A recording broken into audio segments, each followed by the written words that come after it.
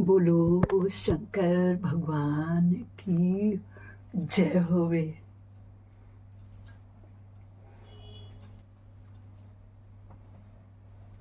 सभी का महाशिव महापुराण में स्वागत है। आइए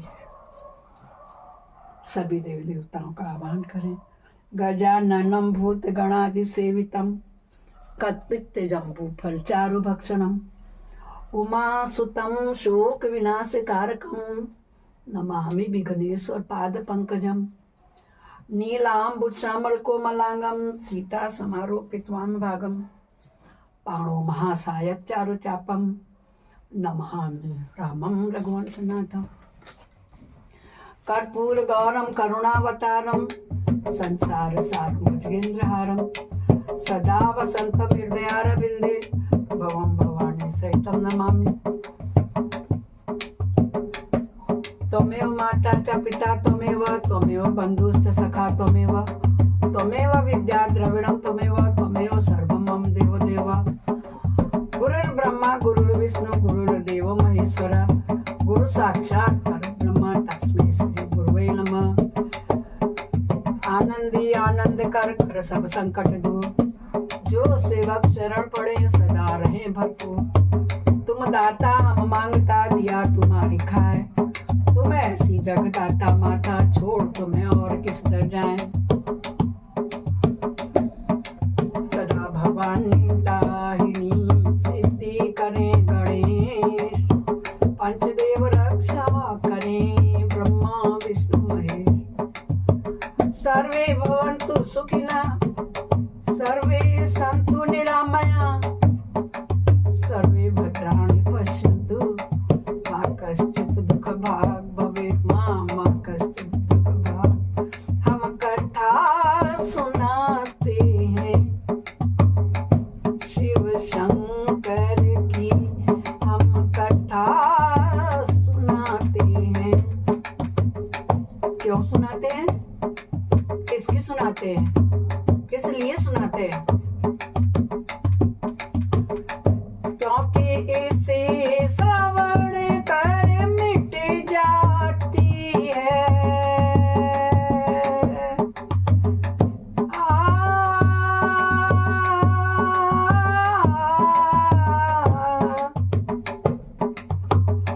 इसे श्रवण कर मिट जाती है जन्म जन्म की व्यथा।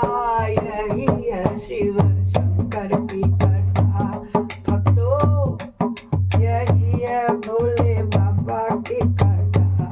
फाल्गुन मास में जहाँ महाशिवरात्रि का पावन त्योहार मनाया जा रहा है, कितने भाग्यशाली हैं आप और हम लोग शिव पुराण में प्रवेश करके अध्ययन कर रहे हैं, पुण्य के भागी हो रहे हैं। नमः शिवाय ओम नमः शिवाय ओम नमः शिवाय ओम नमः शिवाय ओम नमः शिवाय ओम नमः शिवाय ओम नमः शिवाय ओम नमः शिवाय। नमस्कार सभी लोगों को मंजूपंत का नमस्कार। आइए शिव पुराण में प्रवेश करें। बहुत अच्छा प्रसंग चल रहा है। दुर्गा सप्तशती में हमने जो सनकादि ऋषियों से मुनि लोग यही पूछ रहे हैं कि जो उमा ने इतने रूप धरे ना, महाकाली का रखा, महालक्ष्मी का रखा, महासरस्वती का रखा, मधुकैटभ का, महिषासुर का, रक्तबीज का, शुंभ निशुंभ का, चंडमुंड का वध किया। और तो और रहा, जब देवताओं को घमंड हो गया तो उनके घमंड को चूर करने के लिए कल उमा देवी का भी रूप रख के उनके घमंड को चूर कर दिया। इस प्रकार कल हमने 50वें अध्याय का अध्ययन किया था, जिसमें माता ने को शताक्षी क्यों कहते हैं, शकंबरी क्यों कहते हैं, भ्रामरी आदि नाम क्यों पड़े, यह अध्ययन किया था। आज हम 51 में अध्याय में प्रवेश करके उमा संहिता खंड को पूर्ण विश्राम देंगे, फिर उसके आगे दूसरे खंड में जाएंगे। देवी के क्रिया योग का वर्णन, देवी की मूर्तियां, मंदिर के निर्माण, स्थापन और पूजन का महत्व, परा अम्बा की श्रेष्ठता, विभिन्न मासों और तिथियों में देवी के व्रत, उत्सव, पूजन आदि के फल तथा इस संहिता के श्रवण एवं पाठ की महिमा का वर्णन है इसमें। व्यास जी बोले, हे महामते, ब्रह्मपुत्र सर्वज्ञ सनत कुमार है, मैं उमा के परम अद्भुत क्रिया योग का वर्णन सुनना चाहता हूँ। उस क्रिया योग का लक्षण क्या है, उसका अनुष्ठान करने पर किस फल की प्राप्ति होती है, जो परा अम्बा उमा को अधिक प्रिय है वह क्रिया योग क्या है, ये सब बातें मुझे बताइए। सनत कुमार जी ने कहा, महाबुद्धिमान द्वैपायन, तुम जिस रहस्य की बात पूछ रहे हो ना, सब मैं तुम्हें बताता हूँ, ध्यान देकर सुनो। ज्ञान योग, क्रिया योग, भक्ति योग और श्री माता की उपासना के 3 मार्ग कहे गए हैं जो भोग और मोक्ष देने वाले हैं। चित्त का जो आत्मा के साथ संयोग होता है उसका नाम ज्ञान योग है, उसका बाह्य वस्तु के साथ जो संयोग होता है उसे क्रिया योग कहते हैं। देवी के साथ आत्मा की एकता की भावना को भक्ति योग माना गया है। तीनों योगों में जो क्रिया योग है उसका प्रतिपादन किया जाता है। कर्म में भक्ति उत्पन्न होती है, भक्ति से ज्ञान होता है और ज्ञान से मुक्ति होती है, ऐसा शास्त्रों में कहा गया है। क्या कहा गया है कि हे मुनि श्रेष्ठ, मोक्ष का प्रधान कारण योग है, परंतु योग का ध्येय का उत्तम साधन क्रिया योग है। प्रकृति को माया जाने और सनातन ब्रह्म को मायावी अथवा मायाकार स्वामी समझे। उन दोनों के स्वरूप को एक दूसरे से भिन्न जानकर मनुष्य संसार बंधन से मुक्त हो जाता है। काली नंदन, जो मनुष्य देवी के लिए पत्थर, लकड़ी तथा मिट्टी का मंदिर बनाता है, उसके पुण्य फल का वर्णन सुनो। प्रतिदिन योग के द्वारा आराधना करने वाले जिस महान फल की प्राप्ति होती है वह सारा फल उस पुरुष को मिल जाता है। जो देवी के लिए मंदिर बनवाता है, श्री माता का मंदिर बनवाने वाला धर्मात्मा पुरुष अपनी पहले से बीती हुई और आगे आने वाली हजार पीढ़ियों का उद्धार कर देता है। करोड़ों जन्मों में किए हुए थोड़े या बहुत से जो पाप शेष रहते हैं वे श्री माता के मंदिर का निर्माण प्रारंभ करते ही क्षण भर में नष्ट हो जाते हैं। जैसे नदियों में गंगा, संपूर्ण नदों में सोनभद्र, क्षमा में पृथ्वी, गहराई में समुद्र और समस्त ग्रहों में सूर्य देव का विशिष्ट स्थान है, उसी प्रकार समस्त देवता में श्री परा अम्बा श्रेष्ठ माने गए। बोलो जगदम्बा माता की जय हो। वे समस्त देवताओं में मुख्य हैं। जो उनके लिए मंदिर बनवाता है वह जन्म जन्म में प्रतिष्ठा पाता है। काशी, कुरुक्षेत्र, प्रयाग, पुष्कर, गंगा सागर तट, नैमिषारण्य, अमरकंटक पर्वत, परम पुण्यमय श्री पर्वत, ज्ञान पर्वत, गोकर्ण, मथुरा, काशी, अयोध्या इत्यादि पुण्य क्षेत्रों में तथा जिस किसी भी स्थान में माता का मंदिर बनवाने वाला मनुष्य संसार बंधन से मुक्त हो जाता है। मंदिर में ईंटों का जोड़ जब तक या जितने वर्ष तक रहता है उतने हजार वर्षों तक का पुरुष मणिद्वीप में प्रतिष्ठित होता है। जो समस्त शुभ लक्षणों से संपन्न उमा की प्रतिमा बनाता है वह निर्भय होकर के अवश्य उनके परम धाम में जाता है। शुभ ऋतु, शुभ ग्रह और शुभ नक्षत्र में देवी की मूर्ति की स्थापना करके योग माया के प्रसाद से मनुष्य कृतकृत्य हो जाता है। कल्प के प्रारंभ से लेकर अंत तक कुल में जितनी पीढ़ियां बीत गई हैं और जितनी आने वाली हैं उन सबको मनुष्य सुंदर देवी मूर्ति की स्थापना करके तार देता है। बोलो दुर्गा माता की जय हो। जो केवल जगद्योनि परा अम्बा की शरण लेते हैं उन्हें मनुष्य नहीं मानना चाहिए। वे साक्षात देवी के गण हैं जो चलते फिरते, सोते जागते अथवा खड़े होते समय उमा इस 2 अक्षर के नाम का उच्चारण करते हैं। वे शिवा के ही गण हैं जो नित्य नैमित्तिक कर्म में पुष्प, धूप और दीपक द्वारा देवी परा शिव का पूजन करते हैं। वे शिवा के धाम में जाते हैं। जो प्रतिदिन गोबर या मिट्टी से देवी की मंदिर को लीपते हैं अथवा उसमें झाड़ू देते हैं वे भी उमा के धाम में जाते हैं। जिन्होंने देवी के परम उत्तम एवं रमणीय मंदिर का निर्माण कराया उनके कुल के लोगों को माता उमा सदा आशीर्वाद देती हैं। वे कहते हैं ये लोग तो मेरे हैं अतः मुझ में और प्रेम के भागी बने रहकर 100 वर्षों तक के लिए जिए, इन पर कभी कोई आपत्ति ना आए। इस प्रकार श्री माता रात दिन आशीर्वाद देती हैं। जिसने महादेवी उमा की शुभ मूर्ति का निर्माण कराया, उसके कुल के 10,000 पीढ़ियों तक के लोग मणिद्वीप में सम्मान पूर्वक रहते हैं। महामाया की मूर्ति को स्थापित करके उसकी भली भांति पूजा करके इनके पश्चात साधक जिस जिस मनोरथ के लिए प्रार्थना करता है उसको अवश्य ही प्राप्त कर लेता है। जो श्री माता के स्थापित करते हुए उत्तम मूर्ति का मधु मिश्रित घी से नहलाता है, उसके पुण्य फल की गणना कौन कर सकता है। चंदन, अगरू, कपूर, जटामासी और नागर मोथा आदि से युक्त जल तथा एक रंग की गौओं के दूध से परमेश्वरी को नहलाए, तत्पश्चात अष्टादशांग धूप के द्वारा अग्नि में उत्तम आहुति दें तथा घृत और कर्पूर सहित बत्तियों द्वारा देवी की आरती उतारें। कृष्ण पक्ष की अष्टमी, नवमी, अमावस्या में तथा शुक्ल पक्ष की पंचमी और 10वीं तिथि में गंध पुष्प आदि उपचारों द्वारा जगदम्बा की विशेष पूजा करनी चाहिए। रात्रि सूक्त, श्री सूक्त अथवा देवी सूक्तों का पढ़ते या मूल मंत्र का जाप करते हुए देवी की आराधना करनी चाहिए। विष्णु का अंतर तुलसी को छोड़ करके से सभी पुष्प देवी के लिए प्रीतिकारक जानने चाहिए। कमल का पुष्प उनके लिए विशेष प्रीतिकारक होता है। जिस देवी को सोने चांदी के फूल चढ़ाता है वह करोड़ों सिद्धों से युक्त उनके परम धाम में जाता है। देवी के उपासकों को पूजन के अंत में सदा अपने अपराधों के लिए क्षमा प्रार्थना करनी चाहिए। जगत को आनंद प्रदान करने वाली परमेश्वरी प्रसन्न हो इत्यादि वाक्यों द्वारा स्तुति एवं मंत्र पाठ करता हुआ देवी के भजन में लगा रहने वाला उपासक उनका इस प्रकार ध्यान करे। हे देवी, सिंह पर सवार हैं आप, उनके हाथों में अभय तथा वर की मुद्राएं हैं, वे भक्तों को अभीष्ट फल प्रदान करने वाली हैं। इस प्रकार महेश्वरी का ध्यान करके उन्हें नैवेद्य रूप में नाना प्रकार के पके हुए फल अर्पित करें।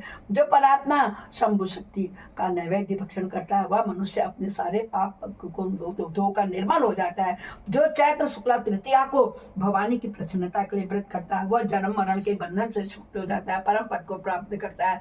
विद्वान पुरुष इसी तृतीया को दोलोत्सव करें, उसमें शंकर सहित जगदम्बा उमा की पूजा करें। फूल, कुमकुम, वस्त्र, कपूर, अगर, चंदन, धूप, दीप, नैवेद्य, पुष्पहार तथा अन्य गंधक द्रव्यों द्वारा शिव सहित सर्व कल्याणमयी महामाया महेश्वरी श्री गौरी देवी का पूजन करना चाहिए।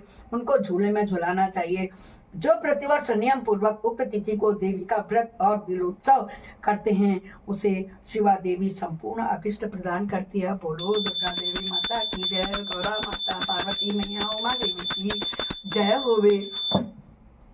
वैशाख मास के शुक्ल पक्ष में जो अक्षय तृतीया आती है उसमें आलस्य रहित जो मनुष्य जगदम्बा का व्रत करता है तथा बेला, मालती, चंपा, जपा, उड़हल, बंदूक, दोपहरिया और कमल के फूलों से शंकर सहित गौरी देवी की पूजा करता है, करोड़ों जन्मों में किए गए मानसिक, वाचिक और शारीरिक पापों का नाश करके धर्म, अर्थ, काम और मोक्ष इन चारों पुरुषार्थों को अक्षय रूप में प्राप्त कर लेता है। ज्येष्ठ शुक्ला तृतीया को व्रत करके जो अत्यंत प्रसन्नता के साथ महेश्वरी का पूजन करता है उसके लिए कुछ भी असाध्य नहीं होता। आषाढ़ के शुक्ल पक्ष की तृतीया को अपने वैभव के अनुसार रथोत्सव कर या उत्सव देवी का अत्यंत प्रिय पृथ्वी का रथ समझे, चंद्रमा और सूर्य को उसके पहिए जाने, वेदों को घोड़े और ब्रह्मा जी को सारथी माने। इस भावना से मणि जनित रथ की कल्पना करके उसे पुष्पमालाओं से सुशोभित करे, फिर उसके भीतर शिवादी देवी को विराजमान करे। तत्पश्चात बुद्धिमान पुरुष यह भावना करे कि परा अम्बा उमा देवी संपूर्ण जगत की रक्षा के लिए उनकी देखभाल करने के निमित्त रथ के भीतर बैठे हुए। जब रथ धीरे धीरे चले तब जय जयकार करते हुए प्रार्थना करे, हे देवी दीन वत्सले, हम आपकी शरण में आए हैं, आप हमारी रक्षा करो। पाई देवी जनानन स्वयं प्रपन्नात दीन वत्सले। इन वाक्य द्वारा देवी को संतुष्ट करें और यात्रा के समय नाना प्रकार के बाजे बजाएं। ग्राम या नगर की सीमा के अंत तक रथ को ले जाकर वहां पर रथ पर देवी की पूजा करें और नाना प्रकार के स्रोतों से उनकी स्तुति करके फिर उन्हें वहां से अपने घर ले आएं। तदंतर सैकड़ों बार प्रणाम करके जगदम्बा से प्रार्थना करें। जो विद्वान इस प्रकार देवी का पूजन, व्रत और रथोत्सव करता है वह इस लोक में संपूर्ण भोगों का भोग करके अंत में देवी के धाम को जाता है। बोलो दुर्गा माता की जय, बोलो शक्ति माता की जय, सरस्वती माता की जय होवे। श्रावण और भाद्रपद मास की शुक्ला तृतीया को जो विधि पूर्वक अम्बा का व्रत और पूजन करता है वह इस लोक में पुत्र, पौत्र एवं धन आदि से संपन्न होकर सुख भोगता है तथा अंत में सब लोगों से ऊपर विराजमान उमा लोक को जाता है। आश्विन मास के शुक्ल पक्ष में नवरात्र व्रत करना चाहिए, उसके करने पर संपूर्ण कामनाएं सिद्ध हो जाती हैं, इसमें संशय नहीं है। इस नवरात्र व्रत के प्रभाव का वर्णन करने में चतुरानन ब्रह्मा, पंचानन महादेव तथा षडानन कार्तिकेय भी समर्थ नहीं है, फिर दूसरा कौन समर्थ हो सकता है। मुनि श्रेष्ठ नवरात्र व्रत का अनुष्ठान करके विरत के पुत्र राजा सुरत ने अपने खोए हुए राज्य को प्राप्त कर लिया था। अयोध्या के बुद्धिमान नरेश ध्रुव संध्य कुमार सुदर्शन ने इस नवरात्रि के प्रभाव से ही राज्य प्राप्त किया था, जो पहले उसके हाथ से छीन लिया गया था। इस व्रत राज का अनुष्ठान और महेश्वर की आराधना करके समाधि वैश्य संसार बंधन से मुक्त हो गया था, मोक्ष के भागी हुए थे। जो मनुष्य आश्विन मास के शुक्ल पक्ष में विधि पूर्वक व्रत करके तृतीया, पंचमी, सप्तमी, अष्टमी, नवमी एवं चतुर्दशी तिथियों को देवी का पूजन करता है, देवी शिवा निरंतर उनके संपूर्ण अभिष्ट मनोरथों को पूर्ण करती हैं। बोलो दुर्गा माता की जय होवे, शक्ति माता की जय होवे, दुर्गा माता की जय होवे। जो कार्तिक मास, पौष माघ और फाल्गुन मास के शुक्ल पक्ष में तृतीया को व्रत करता है तथा लाल कनेर आदि के फूलों एवं सुगंधित धूपों से मंगलमयी देवी की पूजा करता है, वह संपूर्ण मंगल को प्राप्त कर लेता है। इस आप लोग देख रहे हैं, मैं सावन के महीने से जो शिव पुराण सुनाते आ रही हूँ, ये कई खंडों में है। आज शिवरात्रि को ये उसका उमा संहिता खंड भी संपूर्ण हुआ। बोलो शंकर भगवान की जय। आप लोगों का प्रेम, सपोर्ट मेरा बहुत मनोबल बढ़ा रहा है। रिक्वेस्ट है आपसे कि YouTube ने अब लाइक के साथ साथ एक हाई पॉइंट भी दिया है, उसको दबाकर भी मुझे सपोर्ट करने का कष्ट करें। हाँ, जो मेरे चैनल में पहली बार आ रहे हैं वो सब्सक्राइब करके आइकन बेल ज़रूर दबा दें, जिससे पहले सबसे आपके पास मेरा नोटिफिकेशन जाए कि मैंने आज कौन सा भजन गाया या शिव पुराण का कौन सा पाठ सुनाया, कौन सा अध्याय सुनाया। हर हर महादेव। मेरे सभी शिव भक्तों का, शिव प्रेमियों का, मेरे रिश्तेदार, पास पड़ोसी और यूट्यूबर साथियों को बहुत बहुत धन्यवाद। लीजिए सुनिए उसके आगे का। बोलो दुर्गा माता की जय होवे। स्त्रियों को अपने सौभाग्य की प्राप्ति एवं रक्षा के लिए सदा इस महान व्रत का आचरण करना चाहिए तथा पुरुषों को भी विद्या, धन एवं पुत्र की प्राप्ति के लिए उसका अनुष्ठान करना चाहिए। इसके सिवा अन्य जो भी देवी की प्रिय लगने वाली उमा महेश्वर आदि के प्रति मुमुक्ष पुरुषों को उनका भक्ति भाव से आचरण करना चाहिए। यह उमा संहिता परम पुण्यमयी एवं शिव भक्ति को बढ़ाने वाली है। इसमें नाना प्रकार के उपाख्यान है। यह कल्याणमयी संहिता भोग तथा मोक्ष प्रदान करने वाली है। जो इसे भक्ति भाव से सुनता या एकाग्रचित्त होकर सुनाता अथवा पढ़ता या पढ़ाता है, वह परम गति को प्राप्त होता है। जिसके घर में सुंदर अक्षरों में लिखी गई यह संहिता विधिवत पूजित जाती है, वह संपूर्ण अभिष्टों को प्राप्त कर लेता है। उसे भूत प्रेत और पिशाच आदि दुष्टों से कभी भय नहीं होता है। वह पुत्र पौत्र आदि संपत्ति को अवश्य प्राप्त करता है, इसमें संशय नहीं है। अतः शिवा की भक्ति चाहने वाले पुरुषों को सदा इस परम पुण्यमयी रमणीय उमा संहिता का श्रवण एवं पाठ करना चाहिए। अथ उमा संहिता संपूर्णम अध्याय 51। दोस्तों, उमा संहिता खंड अध्याय 51 पूरा हो गया है। अब हमारा कल से चलेगा कैलाश संहिता खंड। बोलो शंकर भगवान की जय। हमने इसमें सब उमा पार्वती गौरा का ही वर्णन करा और शिवरात्रि भी तो पूर्ण हुआ, ये हमारा बहुत बड़ा सौभाग्य है।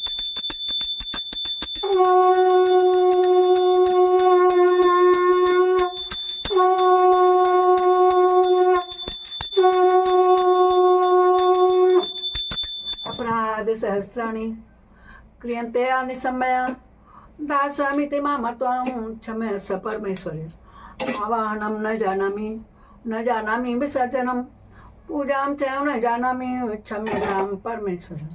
मंत्रहीनं क्रियाहीनं भक्तिहीनं सुरेश्वर यद पूजितं मया देव परिपूर्णं।